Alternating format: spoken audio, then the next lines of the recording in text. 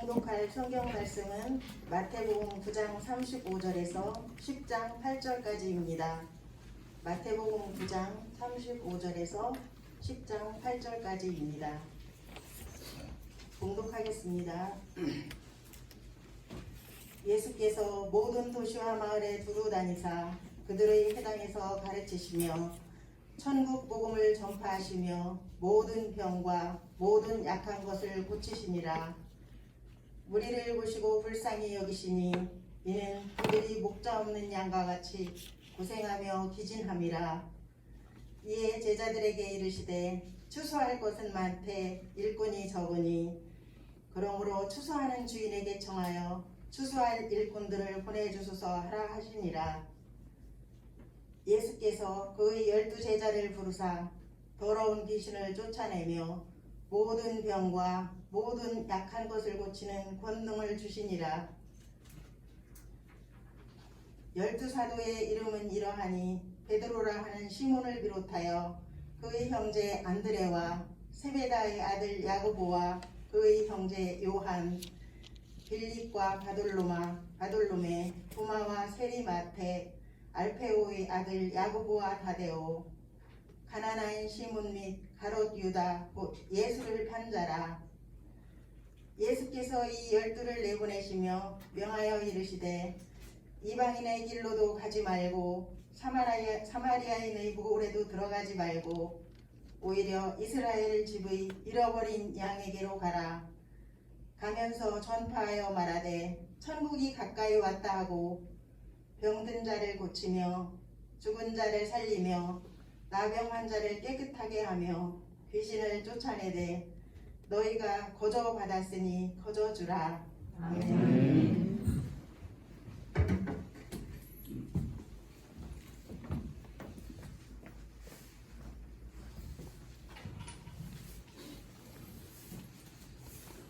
하나님의 은혜와 평강이 교우 여러분과 함께 하시기를 기원합니다. 아멘. 교회가 좀 달라졌죠? 보이시나요? 뭐가 바뀌었는지? 주중에 예배실과 사무실 출입구 위에 차양을 설치했습니다. 이재성 장로님과 한계원 권사님을 비롯해서 여러분들이 틈틈이 시간을 내셔서 함께 동참해 주셨습니다. 저도 함께 보조로 되는 대로 같이 도왔는데요. 참 저한테는 나름 의미 있고 보람찬 시간이었습니다. 마치고 나니 참 아늑하고 좋았습니다. 마침 주중에 두세 번 비가 내렸죠. 비가림이 되니까 더 편하고 아주 좋았습니다. 한 권사님께서 꼼꼼한 준비와 작업으로 아주 깔끔하게 마무리가 되었습니다. 무엇보다도 좋았던 것은 이 과정이 서로 함께함으로 이루어진 일이라는 것입니다. 함께하면서 알게 된 교훈들이 있습니다. 자재를 절단하고 나사로 고정시키고 실리콘으로 마감을 하고 수평을 잡고 자로 재어서 절단하고 이런 그 과정이 제가 보기엔 이렇게 눈으로 보기엔 간단해 보였는데 실제는 쉽지 않고 상당한 숙련된 기술이 아니면 할 수 없는 일이라는 것이죠. 어느 한 것도 적당히 하면 안 된다는 것, 적당히 하면 나중에 반드시 문제가 생기죠. 또 무슨 일이든 혼자 할 수 없다, 이런 교훈을 저는 얻었습니다. 제가 배운 말 가운데 하나가 생각납니다. 여럿이 함께. 서양 격언 중에 위대한 일은 혼자서 이루지 못한다, 이런 말과도 연결됩니다. 교회 공동체가 그렇죠. 결코 혼자서 교회가 되지 못합니다. 여럿이 함께 해야 교회가 되는 거죠. 교회다움을 잃지 않으려면 여럿이 함께를 잃지 않아야 하겠습니다. 바울사도는 교회 공동체들에게 편지를 보낼 때마다 입버릇처럼 사용하던 단어가 있습니다. 뭐냐면 서로 함께입니다. 우리가 그냥 휙 지나치면서 읽을 수 있지만 바울 서신의 곳곳에는 서로 함께라는 말이 들어있습니다. 여러분 따라해 보실까요? 여럿이 함께 서로 함께. 여럿이 함께 서로 함께. 예, 이것을 잊어버리면 교회는 그때부터 모래처럼 되는 거예요. 바람 불면 또 물결에 그냥 날아가는 먼지처럼 될 수밖에 없는 것이죠.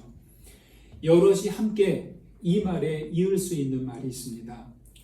홀로 거목이 되지 말고 더불어 숲이 되라.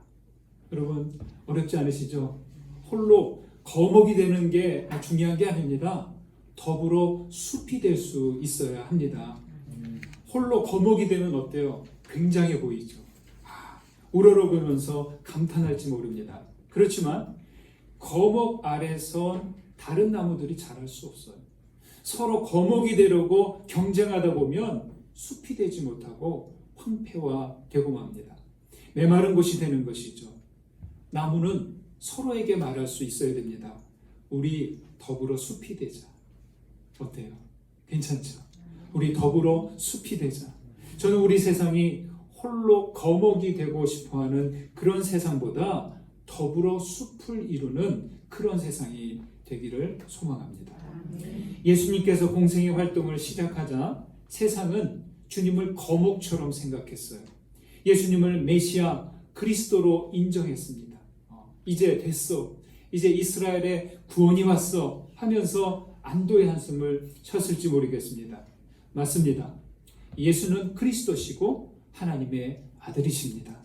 그러나 주님은 자신을 메시아로 그리스도로 불리며 홀로 거목이 되는 것을 목표로 삼지 않으셨다는 겁니다. 주님은 더불어 숲이 되고 싶어 하셨어요. 은혜와 진리의 숲을 이루고 복음과 사랑의 숲을 이루기를 꿈꾸셨습니다. 여러분은 어떤 것을 기대하십니까? 홀로 거목인 곳에 그늘에 있기를 원하십니까? 아니면 더불어 숲을 이루는 곳에 있기를 원하십니까? 저는 우리 모두가 예수께서 이루신 복음과 사랑의 숲에 머물고 더불어 함께 숲이 되어 가시는 우리 강저신의 교회 되기를 간절히 소망합니다. 더불어 숲이 되고자 하는 예수님의 마음은 어디서 어떻게 시작됐을까 궁금합니다. 함께 읽은 말씀에서 예수님은 모든 도시와 마을을 두루두루 다니시면서 복음을 전하시고 약한 자들을 고쳐주십니다. 그러니까 어떻게 했어요? 많은 무리들이 예수님을 따라옵니다. 36절 말씀을 보실까요? 9장 36절 같이 읽습니다. 무리를 보시고 불쌍히 여기시는 이는 그들이 목자 없는 양과 같이 고생하며 기진하리라. 자기를 따르는 무리를 보면서 예수님 속에서는 불쌍히 여기시는 마음이 일어났습니다. 원문에는 스플랑크니조마이라고 하는데 좀 발음이 복잡합니다. 스플랑크니조마이. 제가 이렇게 원문을 굳이 말씀드리는 것은 제가 아는 척하기 위해서가 아니라 여러분 좀 기억에 좀 남으라고 해봅니다. 스플랑크니조마이, 이거는 창자, 간장, 심장, 이런 뜻을 가지고 있습니다. 인간의 장기, 우리의 뱃속에 있는 장기를 말합니다. 그래서 불쌍히 여긴다는 건 뭐냐? 폐부에서 솟구치는 연민과 긍휼입니다. 히브리어에서는 불쌍히 여김을 뭐라고 하냐면 라함이라고 합니다. 이 라함은 레켐이라는 말에서 왔는데요. 이 뜻이 뭐냐면 여인의 자궁을 뜻합니다. 긍휼히 여기고 불쌍히 여기는 마음은 단순한 동정이 아니에요. 그냥 연민이 아니에요. 여기에는 이렇게 생명을 낳고 돌보는 어머니의 마음, 생명을 안타까워하는 그 마음이 이 안에 있다는 거죠. 목자 없는 양들이 고생하고 기진하는 모습을 보면서 주님은 단장의 고통, 어머니의 자궁이 느끼는 마음으로 보셨다는 것이죠. 그냥 아유 안 됐네, 쯔쯔쯔 혀 차고 혀를 차면서 말하는 게 아니라 정말 당신의 중심에서 가슴이 아파하면서 창자가 끊어지는 고통으로 어머니의 그 자궁의 마음으로 무리들을 그렇게 보셨다는 겁니다. 여러분, 저는 저와 여러분을 바라보시는 주님의 시선이 바로 이렇다. 하나님께서 우리를 바라보는 눈이 이러한 불쌍히 여김으로 바라보신다는 겁니다. 여러분은 이와 같은 주님의 바라봄을 경험해 보신 적이 있으신지요? 저는 아무도 없는 예배실에 있을 때 그런 적이 많습니다. 여기든 아니면 그동안 제가 거쳐온 많은 교회의 그 예배실, 크든 적든 그 아무도 없는 그 예배실에서 그냥 혼자 십자가를 이렇게 바라보고 있을 때 하나님의 그 긍휼 어린 시선을 저는 느낍니다. 특히 몸과 마음이 지쳤을 때, 마음이 우울하고 어두울 때는 예배실에 와서 그냥 가만히 앉아 있어요. 어떤 때는 밤을 지새운 적도 있습니다. 침묵 가운데 그냥 십자가 앞에 머물러 있으면 말할 수 없는 평화가 차오르면서 하나님의 라함이 느껴졌습니다. 우리 교회 일속회에서 선교 후원을 하는 필리핀 따클로본에 계신 김영환 선교사님, 목사님 이야기를 해드리고 싶습니다. 지난해 우리 교회도 방문해 주셨죠?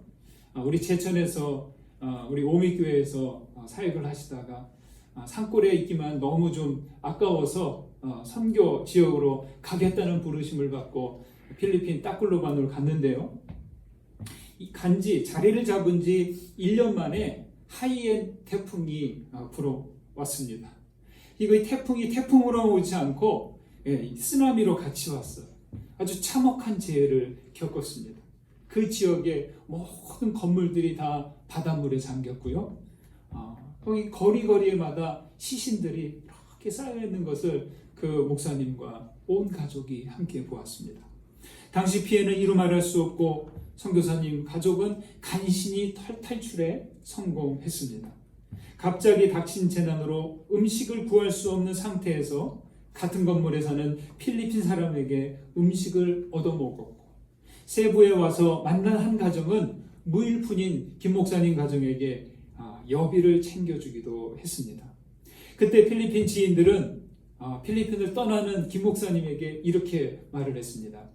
목사님, 다시 오실 거죠? 꼭 다시 오셔야 됩니다. 여기를 잊으시면 안 됩니다. 이렇게 말했습니다. 이 말에 김영환 목사님은 크게 찔리고 엄청난 부담감을 가졌다는 거예요.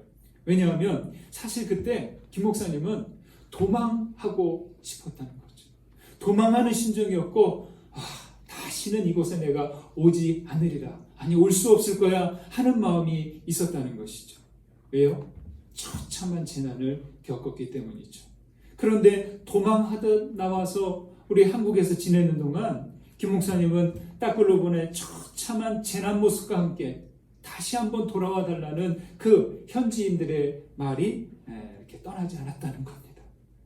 그 음성을 거부할 수 없어서 김 목사님은 다시 추스리고 나서 구호물자와 지원금을 모아서 따클로반으로 가서 거기에 따클로반 교회를 다시 개척하고 시작했습니다. 여러분, 김영환 목사님의 마음을 움직인 것은 무엇일까요? 김 목사님을 다시 그것으로 돌아가도록 이끌어준 그것은 무엇이었을까요? 그의 마음 상태는 어떤 상태였을까요? 여기 36절에 나왔죠. 김 목사님의 마음은 불쌍히 여기는 마음, 스플랑크니조마이, 라함의 마음, 그 마음의 상태였기 때문에 그들의 부탁과 그들의 목소리를 지나칠 수 없었다는 것이죠. 여러분, 예수님은 하나님의 라함이자 스플랑크니조마이십니다. 그러니 고생하고 기진한 양들을 그대로 두지 못하는 거예요. 모든 병과 약한 것을 고쳐주시고 그렇게 하셨습니다. 그래서 예수님의 공생의 활동은 여기서 시작하시는 거죠. 어떻게든 먹이고 싶고 어떻게든 고쳐주고 싶고 어떻게든 이렇게 세워주고 싶은 것이 주님의 마음이었다는 것이죠. 여러분, 불쌍히 여기는 마음, 바로 예수님의 마음, 하나님의 마음입니다. 교회는요, 이 마음 잃어버리면 안 돼요. 이 불쌍히 여기는 마음을 우리 안에서 굳어지게 만들면 우리의 믿음은 식어질 것이고 믿음이 굳어질 것이고, 교회에서 이 불쌍히 여기는 마음이 사라지면 우리는 선교를 할 수도 없고 지역사회를 섬길 수 있는 마음 생겨나지 않을 것입니다. 불쌍히 여기는 마음이 없어지면 교회는 주님의 복음과 진리를 담아낼 수 없게 됩니다. 그리스도인이 긍휼히 여기는 마음을 잃으면 은혜를 갚지 못하는 거예요. 여러분, 이 양초의 촛농이 굳어지면 어떻게 돼요? 지금 촛불을 켜놨는데 양초의 촛농이 굳어지면 더 이상 이게 촛불이 타지 않아요. 그렇듯이 불쌍히 여기는 마음이 굳어지면 우리에게 붙은 은혜의 불꽃은 더 이상 타오르지 않는 것이죠. 여러분, 주님의 마음을 품으십시오.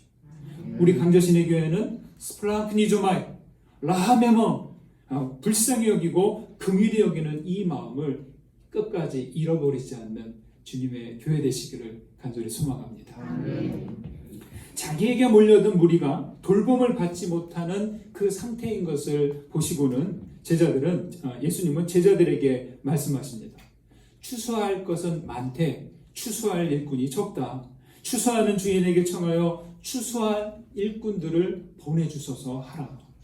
이 말씀에 이어서 나오는 여기 10장에는 어떻습니까? 12 제자를 부르시는 장면으로 시작합니다. 여러분 1절 말씀을 보실까요? 1절 말씀 함께 읽습니다. 예수께서 그의 12제자를 부르사 더러운 귀신을 쫓아내며 모든 병과 모든 약한 것을 고치는 권능을 주시니라. 이 다음 2절부터는 12사도의 이름이 나옵니다. 사실은 1절에서 5절 말씀으로 바로 가도 무난합니다. 그러나 마태는 바로 이어서 12제자의 이름을 여기에 적어두었습니다. 시몬 베드로와 안드레, 세베대의 아들 야고보와 요한, 빌립과 바돌로메, 도마와 마태, 알페오의 아들 야고보와 다데오, 가나나인 시몬과 가룟신 유다. 이렇게 12명의 이름을 적어 놓습니다. 여러분, 누군가의 이름을 부른다는 그 행위는 엄청나게 중요합니다. 김춘수님의 유명한 시 꽃을 아시죠? 내가 그의 이름을 불러주기 전에는 그는 다만 하나의 몸짓에 지나지 않았다. 내가 그의 이름을 불러주었을 때 그는 나에게로 와서 꽃이 되었다. 연애편지에 많이 쓰던 그 시인데 여러분, 이게 연애편지에만 사용하는 시가 아니라는 말이죠.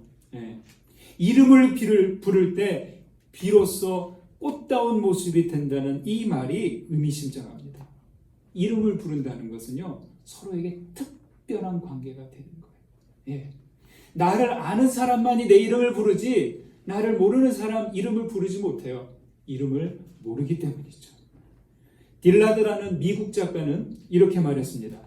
나는 평생 종이었으나, 땡그렁대는 종이었으나 누가 나를 들어 쳐줄 때까지 내가 종인 줄 몰랐다. 그렇죠. 종은 스스로 종인 줄 몰라요.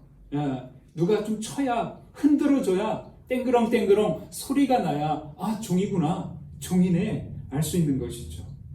우리나라는 이름을 부르는 대신 성과 직분을 부르는 것에 익숙하죠. 유교적인 전통 때문입니다. 여러분, 그렇지만 가능한 이름도 같이 불러준다면 참 좋습니다.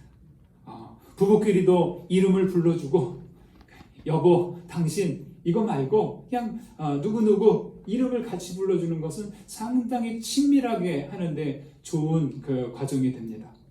자녀들을 부를 때 어떻게 부르세요? 첫째야, 둘째야, 이런 식으로 부르지 않습니까? 그렇게 부르지 마시고 이름을 불러주면 아주 좋습니다.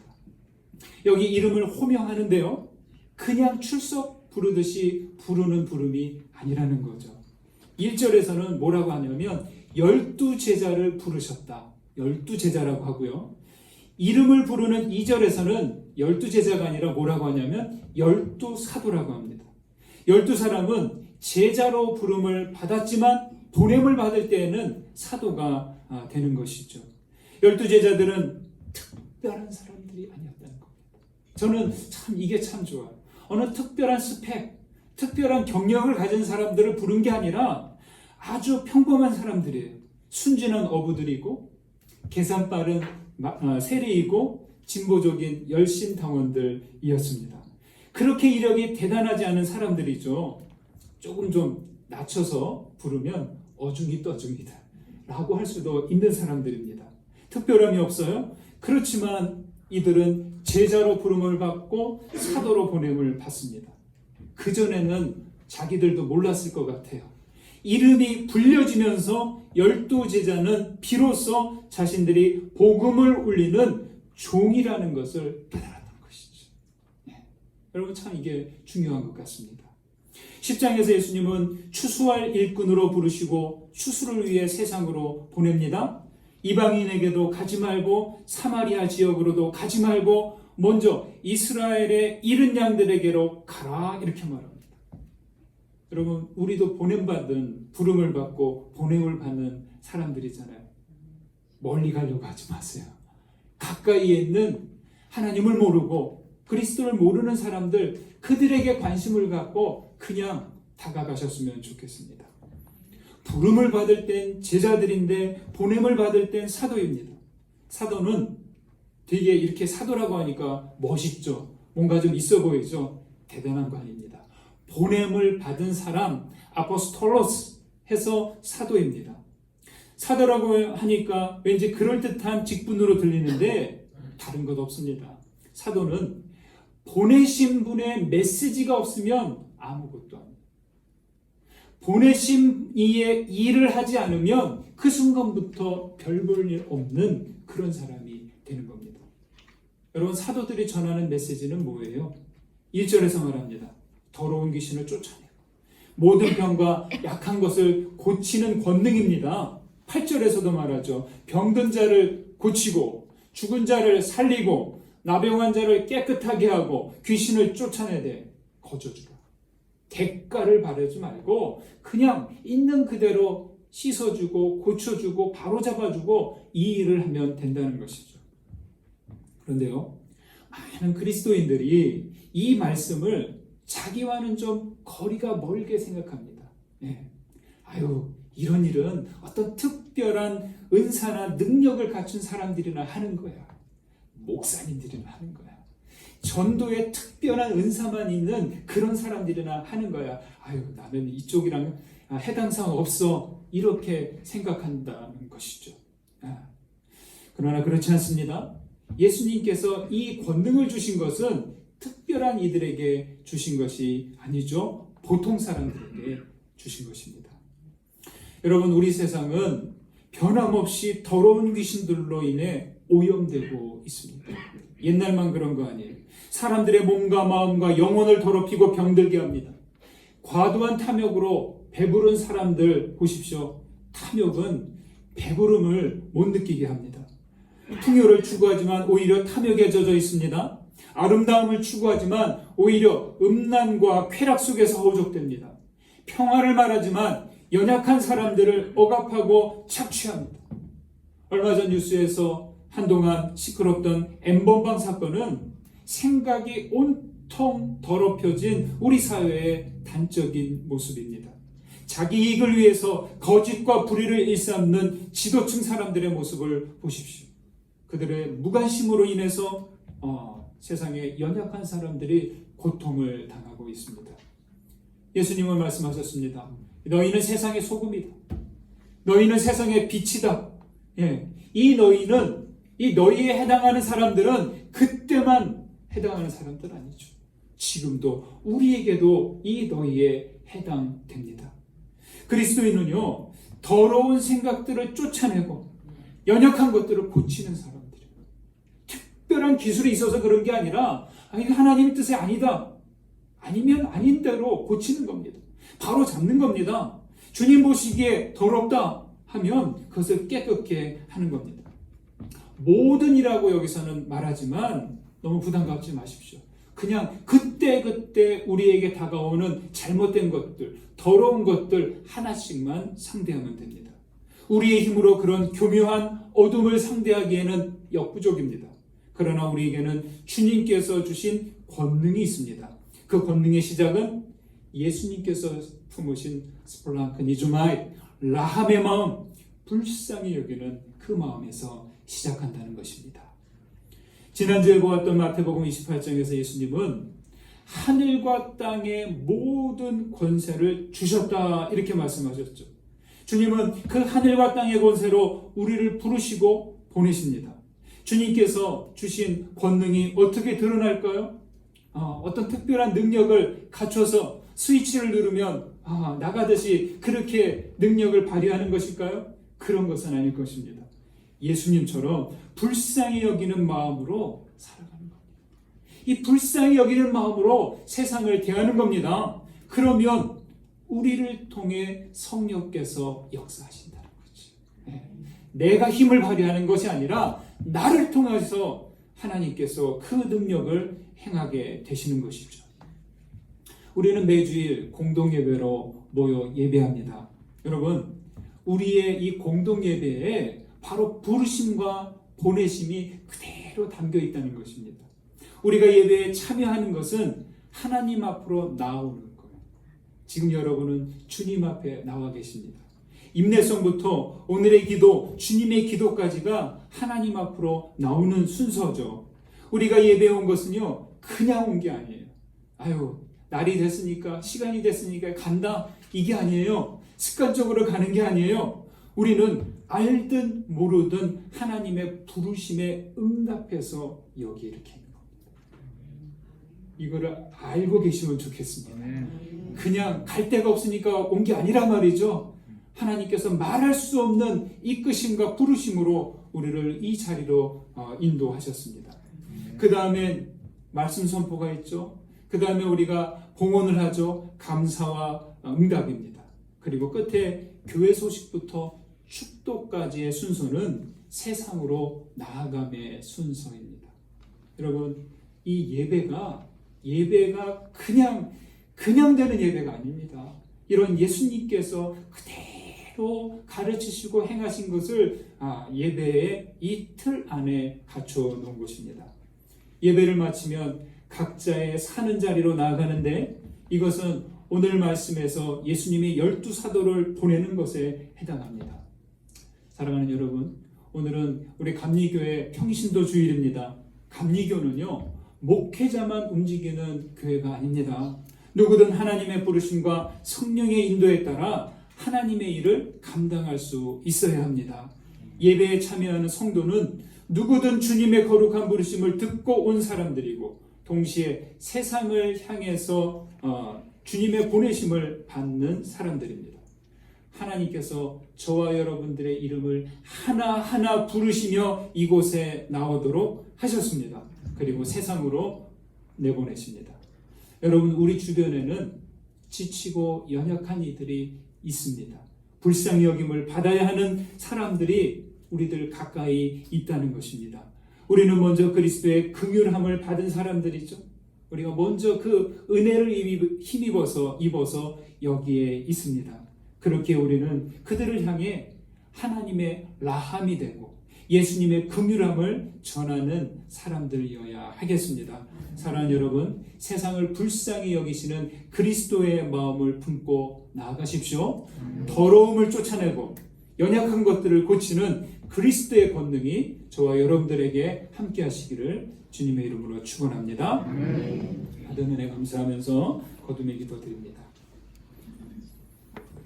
오늘 말씀 가운데 울림이 된 것, 또 은혜가 된 것, 깨달음이 된 것 꼭 붙드셔서 주님께 돌려드시기 바랍니다.